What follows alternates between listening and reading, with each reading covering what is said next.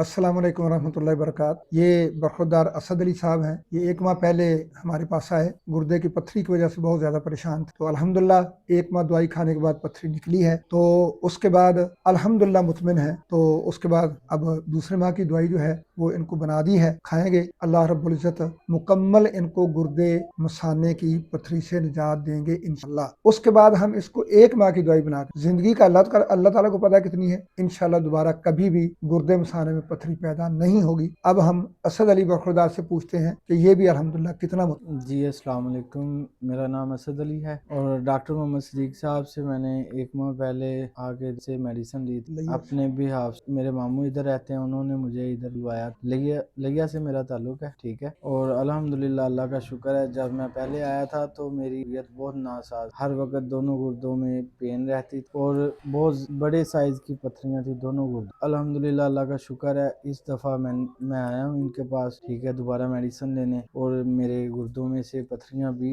कुछ निकली हैं। एक जो है वो पत्थरी इतनी बड़ी है कि खजूर की गुठली जो होती है जो उसके साइज से भी बड़ी है, ठीक है जी। अल्हम्दुलिल्लाह अल्लाह का शुक्र है, मुझे पहले से बहुत आराम। इंशाल्लाह मैं अल्लाह के घर उम्मीद पूरे मुझे तवक्को है और यकीन है कि डॉक्टर साहब दवाई और अल्लाह पाक के करम से। अस्सलाम वालेकुम। अस्सलाम।